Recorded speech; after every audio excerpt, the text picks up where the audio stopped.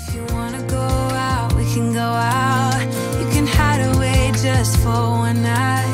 But if you wanna cry, just let it out. I'm by your side now. Just hold on a bit more, 'cause I know you only see the rain, not the rainbow. Deep down I know you're strong. Give them hell, baby, prove them wrong. Just hold on a bit more, 'cause I know you only see the rain, not the rainbow. I know you'll get up again. Better stand up tall, I know you can be brave, brave, brave.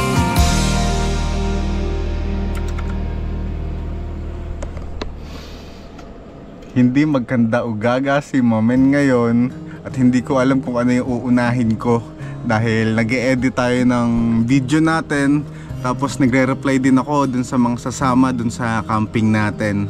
Pero all goods lang, lahat naman to ay mairaraos natin. Ayan, magandang araw sa inyong lahat.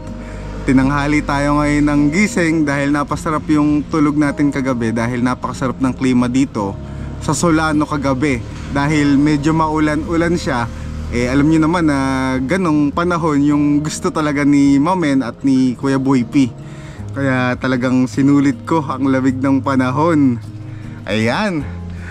Ito nga pala yung ating opisina dito sa ating extension ng Alitaptap Base Camp dahil yung pinaka main na Alitaptap natin ay ginagawa na ngayon. Mamaya ay papasilip ko sa inyo para masubaybayan nyo rin kung paano unti-unting mabuo yung Alitaptap Base Camp natin dito sa Nueva Vizcaya. Pero ngayon ay sasagot muna si Mamen dahil napakaraming nagchat-chat dun sa camping na gagawin natin at sobrang excited kami na makasama kayo at syempre para makapag-banding rin tayo dahil minsan lang ito mangyayari. I want you to know we can make it together. Let the wind blow. All we need is each other. Come take my hand, you're all that I have now. I won't let you go, 'cause I found all the answers in you. Hinga muna tayo ng konti, Mamen. Masyadong natatadtad si Mamen ng mga message dun sa page natin. Tapos nga nag-e-edit si Mamen, hindi ko alam kung alin yung uunahin ko. Kaya ngayon ay huminga muna tayo. At para rin makita nyo yung kubo natin dito na extension ng Alitaptap Base Camp nga natin. Bali susunod, yung kabila na, dun na tayo matutulog. Maganda ngayon ay makita nyo rin na parang kasama kayo dito sa ating extension ng base camp, di ba? Bali kami lang ni Nanay Prisha ang nandito ngayon dahil si Kuya Boy P ay umuwi ng Bulacan dahil may mga kailangan siyang ayusin saka may event siya doon. Dito tayo natulog kagabi dahil na-miss kong matulog sa hammock. Halos 2 buwan din ata tayong hindi nakatulog sa hammock dahil puro tayo sa tent ni Kuya Maclean natutulog pag nagka-camping. Ayun, buti naman at napagbigyan na natin ng hilig ng ating katawan. Nakauna tayo ng ice dito sa ating hammock. Mamaya punta tayo doon sa ginagawang Alitaptap para makita nyo na. Yan yung poster ng event natin na gagawin nitong 26, 27, 28. Ngayon ay tignan muna natin yung Alitaptap Base Camp natin para masilip nyo rin syempre, di ba? Napapasyal din kayo dito kung saan kami tumutuloy ni Kuya Boy P para din maramdaman nyo na parang nandito na rin kayo, di ba? Na magkakasama tayo. Hinihingal si Mamen. Kulang sa exercise si Mamen, parang hindi pa rin sapat yung pag-akit-akit natin ng bundok. Parang kailangan ko ibalik ang pagkakardio ko para sa mga susunod na adventure natin ay hindi na tayo hinihingal. Ewan ko ba kung bakit, pero susunod ay pagsisikapan nating maibalik yung lakas ng katawan natin. Sarap talaga ng hangin dito, men. Probinsyang probinsya, di ba? Ayan, dito nga pala yung pinakapwesto nung Alitaptap Base Camp natin. Bali, ito yung pinaka-entrance. Ayan na yung mga buhangin at bato na gagamitin dun sa ating kubo, di ba? Ito yung pasukan nung Alitaptap Base Camp natin. 'Di ba? Nakaka-excite, 'di ba? Nakakatuwa na unti-unti ay nabubuo yung dating pangarap lang namin ni Kuya Boy P. Ngayon ay eto na, 'di ba? Talagang lahat ay nasa proseso lang at nasa tamang panahon, 'di ba? Ewan kung bakit hinihingal si Mamen. Talagang magka-cardio na tayo. Eto na, ginagawa na ni Kuya ay naghahalo na siya para lalagyan na ng poste yung bawat kanto nitong kubo. Dahil ang gagawin dito, yung mga poste niya ay bakal. Tapos yung sa ibang parte nito ay puro kahoy na. Dahil syempre para ramdam na ramdam natin yung buhay probinsya dito sa Nueva Vizcaya. Ito nga pala si Kuya, yung gumagawa dito. Papakilala ko sa inyo. Ito si Kuya Sancho, Kuya. Ayan, si Kuya Sancho, yung gagawa ng Alitap-Tap base camp natin. Ayan, naghahalo na siya. Dati sinubukan ko maghalo niyan. Parang 2 days ata akong nilagnat nung ginagawa yung bahay namin sa Malolos. Kuya Sancho, libot lang ako dito. Pasilip ko lang sa kanila yung pinaka-spot nung kubo natin. 'Di ba, bali pa-L kasi tong kubo na gagawin dito. Tapos up and down siya, kaya maganda. Yung sa ilalim nun, ang plano namin nila Kuya ay sabitan ng hamok. Tapos may 2 kwarto sa taas para tigisa kami ni Kuya. Tapos dun sila ni Nanay Prisha. Tapos syempre si Mamen mag-isa na naman sa kwarto. Pero okay lang, basta sasamahan nyo lang palagi si Mamen para hindi ko maramdaman ng pag-isa, di ba? Walad din na naman si Mamen eh. Kuya Sancho, ano gagawin dito sa bakal na to? Sa ilalim yan. Ah, sa ilalim to mismo. Ah, dito pala. Yung bakal na yun pala ay dito sa pinakailalim. Ito yung bubuhusan Kuya ng semento. Bali, ito yung magiging pundasyon ng kubo para maging matatag, 'di ba? Kahit saan ay kailangan mo talaga ng pundasyon para tumibay yung isang bagay.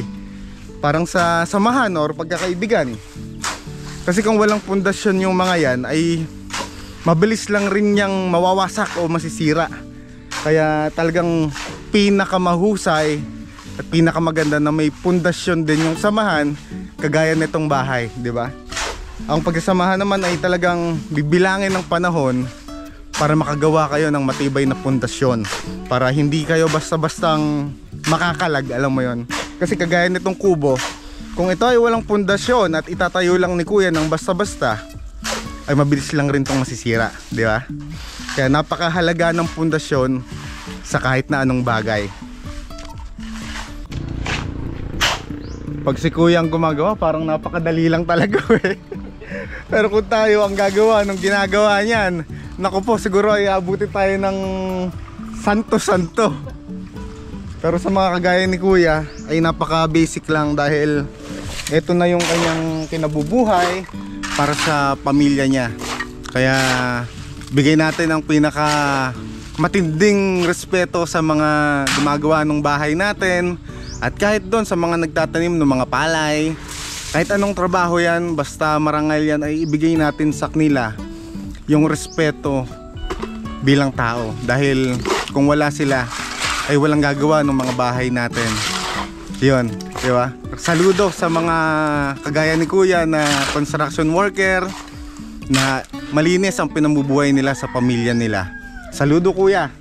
Maraming salamat sa pagbuo ng ating Alitap-Tap base camp. Even if the sky is falling down, even if the sky is falling down, the sky is falling down.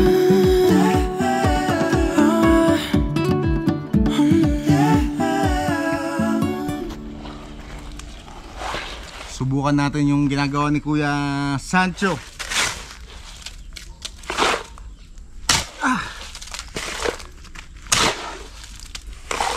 Parang madali lang kanina, no? Tinitingnan ko, pero nung tayo na yung pumapala, iba yung bigat. Di ba? Ganun kahirap ang trabaho ni Kuya. Pero nakakahanga at, di ba? Kahit pa paano naman ay kinakaya natin kahit mahirap. Rico, hindi nga ba sinasabi ko? Dito kuya, no?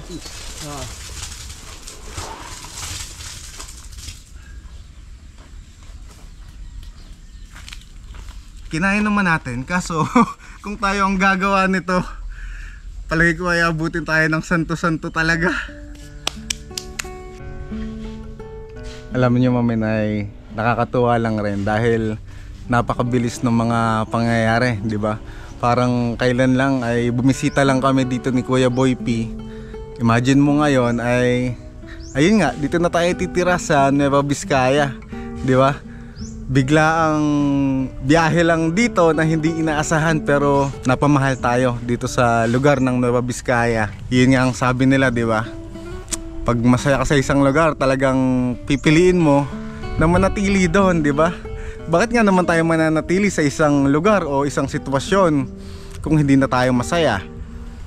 O de, ang kailangan lang natin gawin doon ay piliin natin kung saan tayo magiging masaya. Di ba? Kaya lang rin naman tayo nabubuhay dito sa mundo para maging masaya tayo. At piliin yung lugar kung saan tayo nararapat at magiging masaya. At dito yon sa Nueva Vizcaya. Dahil iba talaga yung saya na ibibigay sa amin ng lugar na to sa kanong mga tao nga na nakakasalamuha natin dito. Kaya rin pinili namin na dito na tumira sa Vizcaya.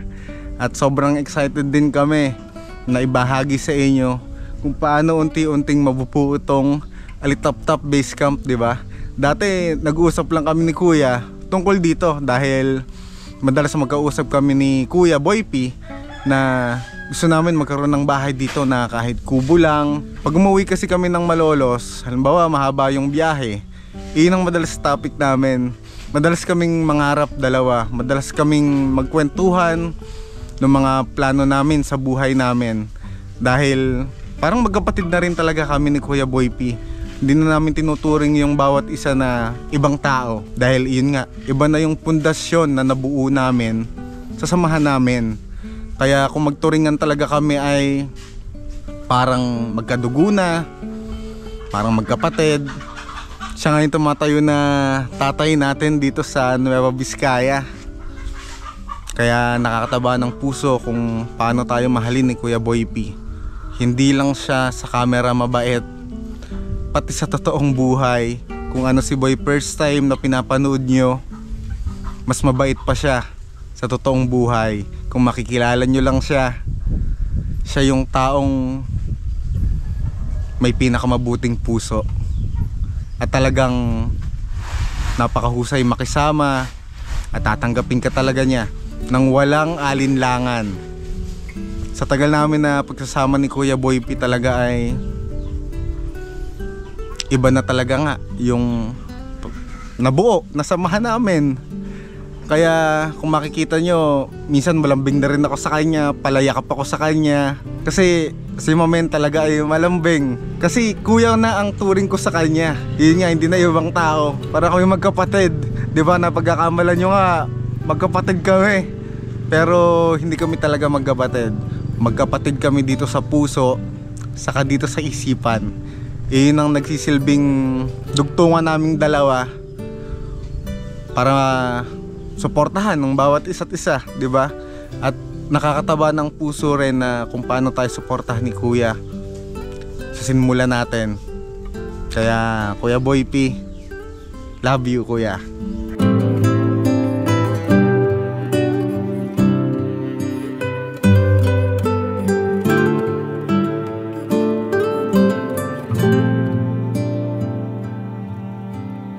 Bumalik muna tayo dito sa ating kubo dahil sinasagot ni Mamen yung mga bagong nagchat-chat ngayon dahil tinatanong nila yung details dun sa event na gagawin natin, eh kailangan natin masagot.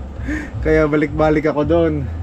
Ngayon eh tinatapos ko lang sagutin yung mga makakasama natin dun sa camping natin. Aligagasi Mamen, hindi ko alam kung ano unahin ko, kung yung video ba o yung pagsagot. Pero syempre pinakamahalaga yung pagsagot dito, di ba? Pero mamayang gabi tatapusin natin yung video natin para syempre may mapanood kayo. Kasagot mo na ulit si Mamen. Napakarami nag-chat-chat ngayon. Sobrang excited na tuloy ako dito sa pagka-camping natin na sama-sama tayo.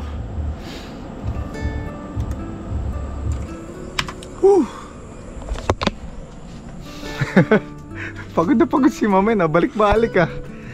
Tara, dito nga pala yung daan, yung isang daan dun sa Alitaptap Base Camp natin. Bali, ito yung tinutuluyan namin ngayon. Ayan, pansamantagal. Pagka nagawa na kasi yung isa, ay nandun na tayo. Pero pwede pa rin naman pumunta dito. Bali, extension na lang tong kabila na to na tinutulugan natin ngayon. Ito yung daanan. Muntik na madulo si Mamen. Bali, ito yung isang daanan. Diba? Dito pa lang pwede ka na maglatag ng tent or magsabit ng hammock. Napakaluwag, diba? Ayan. Pag pumunta ka dito, ay ipipress ko na yung pakiramdam mo kasi napakagaan. At ayun yung bundok sa likod natin, di ba? Kaya pagka umaga, ang ginagawa ko ay pupunta lang ako dito at titingin dyan sa likod natin. Talagang marerefresh ka na at gagana yung pakiramdam mo dahil napakaganda ng mga makikita mo, di ba? Hindi mo na kailangan lumayo para makakita ng mga magandang tanawin dahil ito lang sa likod ng tinutuluyan natin. Bali, ito yung mga bakal na gagamitin dun sa poste ng Alitaptap Base Camp natin, di ba? Napakatibay nun, panigurado. Napakaraming bunga rin ng saging dito at dito kami pumipitas ng puso ng saging at iyon minsan yung inuulam namin. Nung nakaraan ay pumitas tayo dito ng papaya dahil may tanim si tita ng mga papaya rin dito, kaya pagka magtitinola kami or kung gusto namin ng gulay na igigisa ay dito lang kami sa likod pumupunta. Diba? Napakasarap ng buhay probinsya dahil nandito na lahat ng kailangan mo, basta masipag ka lang, magtanim ka lang at asahan mo may aanihin ka, diba? Meron ka nang kakainin, diba? Hindi mo na kailangan lumabas para bumili ng gulay o ng kahit ano. Pagka gusto mo ng manok, meron sa kapitbahay, kumuha ka lang, sigurado kulong ka. Ayun, napakabilis talaga gumawa ni Kuya. Bali, eto na nga pala yung mga nilagyan ng semento ni Kuya para tumigas na dahil bukas daw ata ay ilalagay na dyan yung mga bakal para magkaroon na ng... Kuya, ano tawag doon? Pagka nilagay na yung bakal? Column. Ayun daw pala, column. Para makapaglagay na ng sa second floor na. Yun daw pala ang kailangan, yung column na yun, yung pinakaposte para mailagay na ni Kuya yung second floor dito sa kubo natin, di ba? Nakaka-excite talaga kasi maganda yung magiging lugar ng trabahoan natin. Imagine mo, tatrabaho ka tapos nasa nature ka na, di ba? Nakakagaan kasi panibago na naman sa paningin natin dahil dati si Mamen, nung naka-work from home ako, ay grabe, puro dingding ng pader yung nakikita ko. Talagang mabiburnout ka talaga kasi parang nasa kulungan, parang nakakulong sa hawla, tapos wala kang ginawa kundi gumawa ng pera. Hindi na healthy sa utak. At yun na nga nangyari kay Mamen dati, na burnout si Mamen. Tapos sobrang kagustuhan ko bang, alam mo yon, maging successful, nakalimutan ko na maging masaya. Yun ang totoo. Kaya ngayon ay mas pinili talaga ni Mamen yung ganito, yung simpleng buhay, di ba? May sakto, hindi man sobra-sobra, pero sapat na yon para mabuhay ka dito sa mundo at para maging masaya. Minsan kasi sa sobrang paghahangad natin ng sobra-sobra ay nakakalimutan na natin yung para sa sarili natin, kung paano tayo magiging masaya, kung paano ba yung totoong buhay dito sa mundo. Yun nga yung minsan mali sa atin, wala tayong kontento. Madalas ay naghahangad pa tayo ng mga bagay na sobra-sobra na dapat ay pinagpapasalamat na natin yung meron na tayo ngayon, diba? Yun yung mga minsan nakakalimutan natin sa sobrang, ayun nga, grind nga. Nakakalimutan na natin yung tunay na kahulugan ng kasiyahan dito sa mundo. Kagaya nito, diba?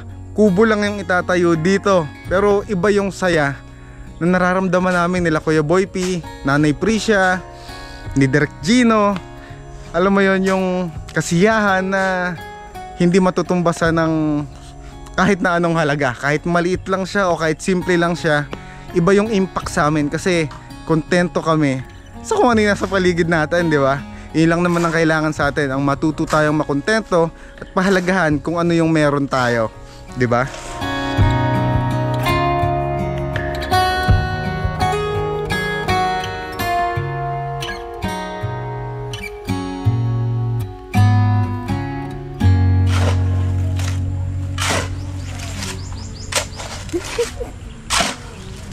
Nagtatawanan mo ako na. Galingan mo na, aba. Pasado na ba ako, kuya? Pwede na? Pwede na. Halo! Oh, Napaghahalata eh. Lumilipad yung mga hinahalo. luwi mo mabuti ah. Yan. Ah, sa manggit. Di ba? Ah, diba? Di ba? Pwede nang kunin si Mamen na trabahador. Pag Lugi may kayo? mga papagawa kayong bahay ha. Pwede nang kunin si Mamen. Kontakin nyo. At tutulungan tayo ni kuya. Ayan si kuya. Ayan, si kuya yung gagawa ng Little Top Basecamp nga natin. Imagine mo siya lang mag-isa yung gagawa nito. Ganon kahusay si kuya, di ba? Nakakabilib talaga yung skills na meron siya. Yun yung mga kakayanan na wala sa bawat isa, di ba? Lahat talaga tayo ay merong mga kakayanan o skills na tayo lang talaga yung makakagawa, di ba? Kaya saludo ulit kuya sa'yo. Tara na, magpaalam na tayo. Baka mapagalitan ako ng boss ko. Nay, pasya lang ako doon. Yan. Tapos na tayo manggulo kay kuya dito sa paggawa niya nung Little Top Basecamp ka natin. Libot-libot muna tayo dito sa isang parte dito na palagi kong pinupuntahan dahil maganda rin yung spot na yan. Kaya samahan nyo muna si Mamen. Maglakad-lakad muna tayo ngayon ha, para ma-exercise tayo. Basta dyan lang kayo, samahan nyo si Mamen. Sabi ko nga sa inyo, si Mamen minsan ay nakasasakyan, minsan ay nakamotor tayo. O kagaya ngayon, naglalakad tayo. Pwede nyo bang samahan si Mamen? Kasamahan nyo pa rin ba si Mamen kahit na naglalakad na lang tayo? Yung mga ganitong video, sasamahan nyo pa rin ba ako? Diba? Comment naman kayo kung handa kayong samahan si Mamen sa mga ganitong vlog natin. Yung simple lang, alam mo yon, para din makilala nyo si Mamen unti-unti, diba? Kasi gusto ko rin na malaman nyo kung bakit napasok sa vlogging si Mamen. Siguro sa mga susunod na panahon ay malalaman nyo yan. Kaya maglakad-lakad na tayo dahil napakadaldal na naman ni Mamen. Napakaganda ng mga bulaklak dito na tanim ng kapitbahay natin. Napakakukulay, di ba? Nagniningning siya mula dun sa malayo. Ayan, na-exercise na tayo. Kailangan na talaga nating ma-exercise para sa sarili natin. Siyempre, tumatanda na tayo. Dapat tayo maging maayos na yung kalusugan natin.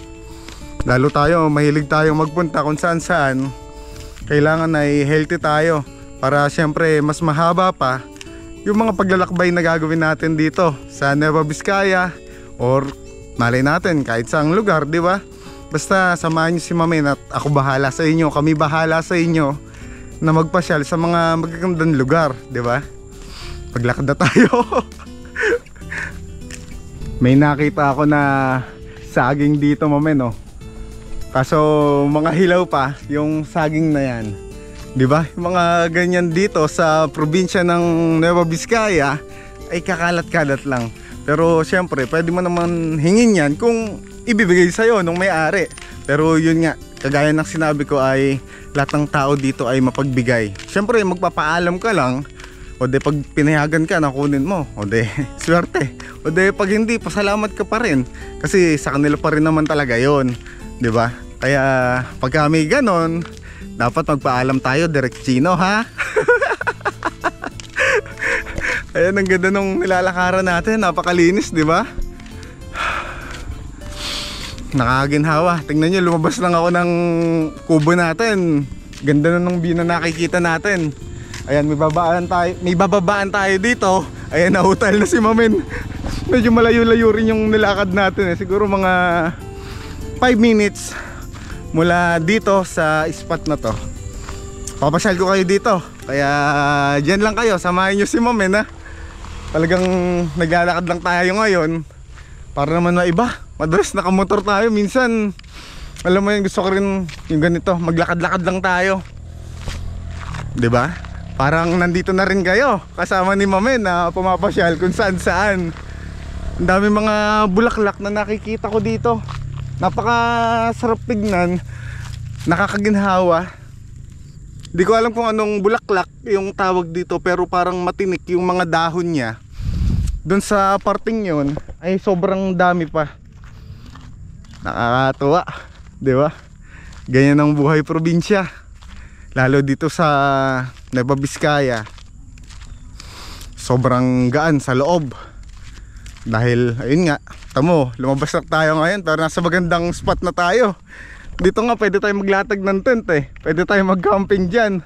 Di ba? Ganong kaganda dito men. Hindi mo na kailangan talaga lumayo. Sobrang lawak nung lupain na to Mamen. Tapos dati puro mais yung mga nakatanim dyan. Kaso mga hinarvest na sila ngayon. Kaya kung mapapansin nyo ay nakalbo na siya. Dahil may panahon ng pag-harvest dito ng mais. Kagaya nung nakaraan may nakita ko dito na may isang grupo na sila yung mga namumulot ng mga kamaisan dyan. Bali may mga truck na dumaraan dyan para maputol yung mga puno. Hindi ko alam kung puno ang tawag dun sa mais na yun eh. Basta yan yung mga mais. Pagkatapos nun, sa kanila pupulutin yung mga mais. Diba? Ang sarap ng buhay dito. Kaya talaga, ayun nga, napamahal si Mamen, napamahal kami dito sa lugar na to. Napakagaan sa pakiramdam. Tulad ngayon, diba? Ganda ng tanawin sa paligid natin. Hindi pa nga tayo lumalayo niyan eh. Alam mo, nakakatuwa lang rin. Alam nyo, ayan, kayo ha, nakakatuwa lang rin na marami akong natutunan sa pagpunta ko sa probinsya ng Nueva Vizcaya. Kung hindi nyo na itatanong eh, si Mamen dati ay hindi sanay magpahalaga sa mga bagay na nasa paligid ko. Dahil madalas dati, ayun nga, naghahangad pa ako ng mas pa, hindi ko nakikita yung mga bagay na dapat na-appreciate ko na. Kaya sobrang laking naitulong sa akin nung pagpunta ko dito. Marami ako natutunan. Binago ako ng lugar ng Nueva Vizcaya. Yung dating hindi okay na tao, ngayon ay masasabi ko na okay na ako. Okay na okay. Ginamot rin ako ng Nueva Vizcaya. Kaya rin pinili ko na dito. Maraming ginawa sa akin ng lugar na to. Kaya sobrang halaga sa akin ng Nueva Vizcaya sa totoo lang. Ginamot niya lahat ng sakit na nararamdaman ko dati. Yung mga lason dito sa isip ko. Yung mga nararamdaman ko dito sa puso ko. Lahat yan, unti-unti ginamot ng Nueva Vizcaya. Yung pagpunta natin sa nature, dati takot ako mag-isa. Pero ngayon, kaya ko na. Dahil dati si Mamen, takot na takot ako mag-isa. Takot ako maiwan. Pero dumating nga sa punto na kailangan mo nang harapin yung sitwasyon. Wala ka ng choice eh. Kailangan mo na lang magpakatatag at maniwala sa magandang darating bukas. At nakakatuwa lang na ito na si Mamen ngayon. Nasa harap nyo na. Nakakatitig ng diretso. Mas malakas na kumpara sa Jello dati. Si Mamen na hinubog na ng panahon at binago ng panahon. At ngayon, mas naging mas mabuting tao pa. At masaya ako, nasaksi kayong lahat kung paano ako hinubog ng panahon, kung paano ako binago. Masaya ako na nakilala ko rin kayo. Kaya lahat kayo ay nire-replyan ko palagi. Dahil ayokong maramdaman niya yung pag-iisa o ma-ignore ko kayo. Kaya hanggat may time si Mamen ay nandito lang si Mamen.